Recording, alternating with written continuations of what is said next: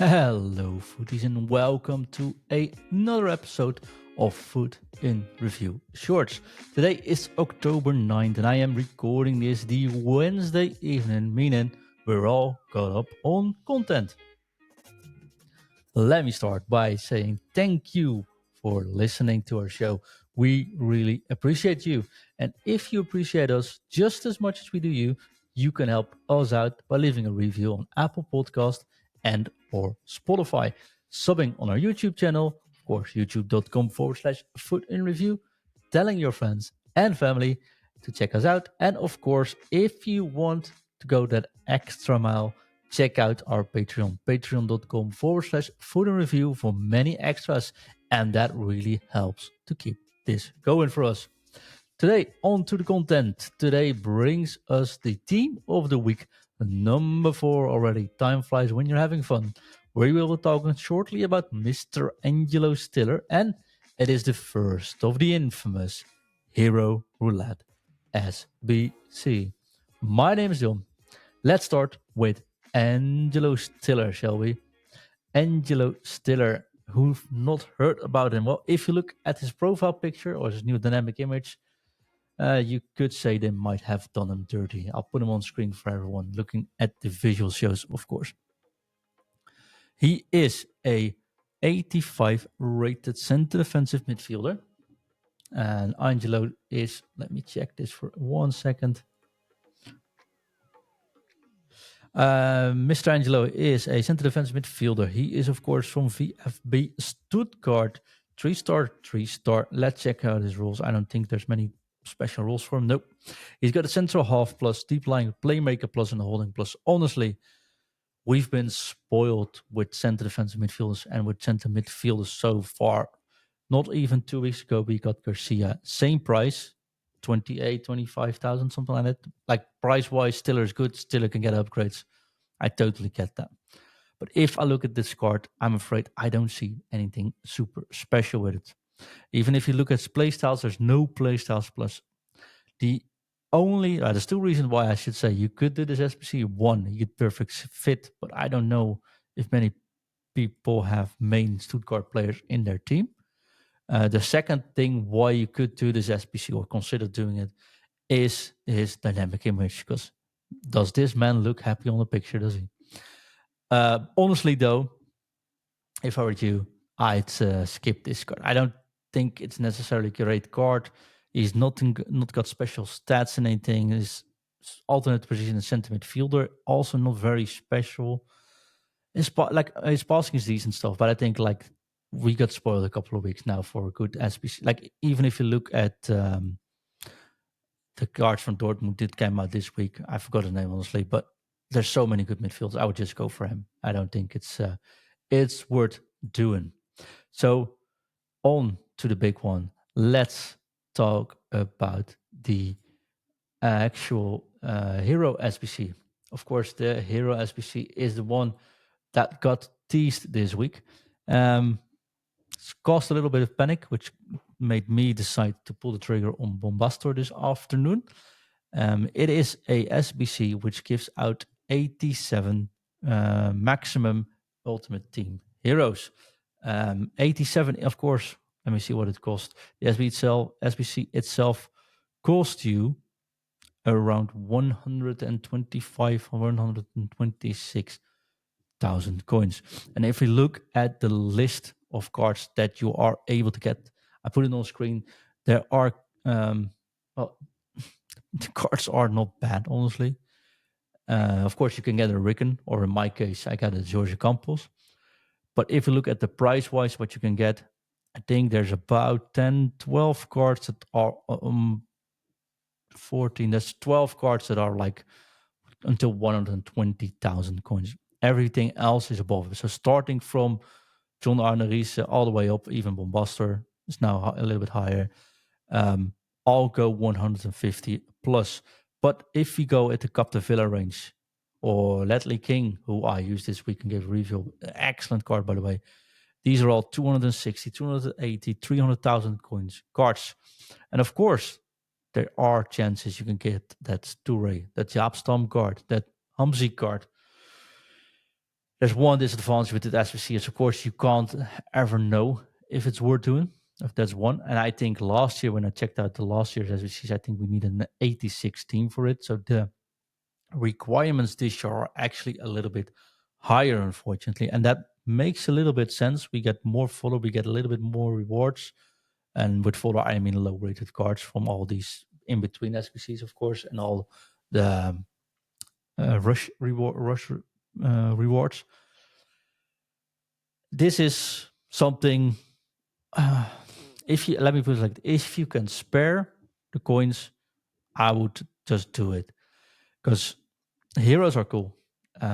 Most heroes are cool, and even if you pack a player like that's worth 100,000, Jisung Park, an Ascot, a Ferro Williams, for example, and you did not buy the players to put into the SPC for the full amount, it can still lead to a pretty cool player for a little raw price.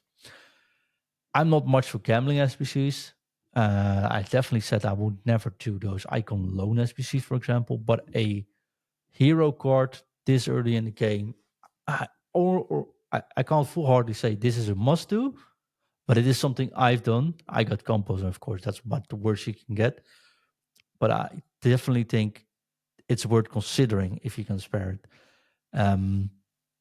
Just can you imagine packing a 2-ray in week 4? I mean, that will last you a long, long while. So, yeah, let me know if you did this SPC. What did you get? But I hope for everyone that you got Capta Villas and above from this one. Let me know which hero you packed. Put it in the comments, of course. Leave us Spotify. And also, thank you for leaving the comments on Spotify, because that's been blowing up. And we've now have been granted the feature to put your comments into the podcast as well. So if you look back at the show you commented on, you can now see your comment and even our response. So that's the hero SBC out of the way. My honest opinion is, if you are somewhat able to do it, basically just do it. I think it won't.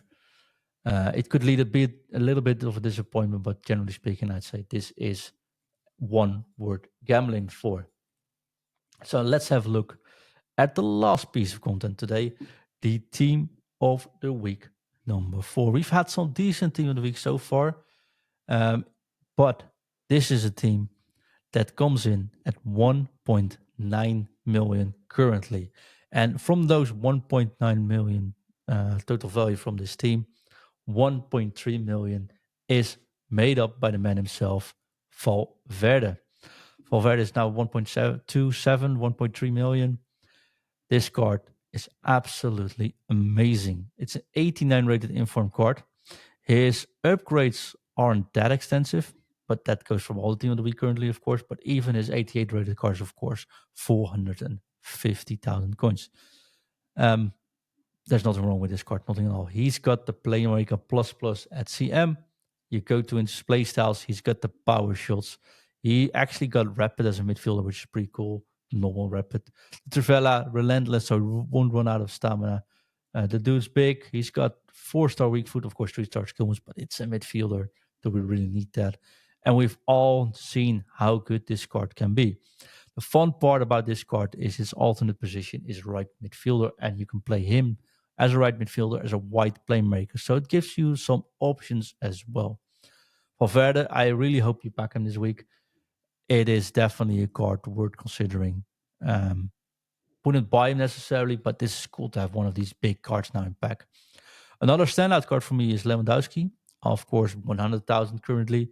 Not much better than his normal card, but then again, an 89 rated inform this cheap, or pretty cheap at the start of the game. Pretty nice to have. Is he necessarily very meta? No, but I've tried him for a couple of matches, and I do think it's regular card. I mean, then of course, and I do think it's not as bad as cards people make it think out because of his pace. 77 pace with a hunter on him. You can up that 4-star, 4-star.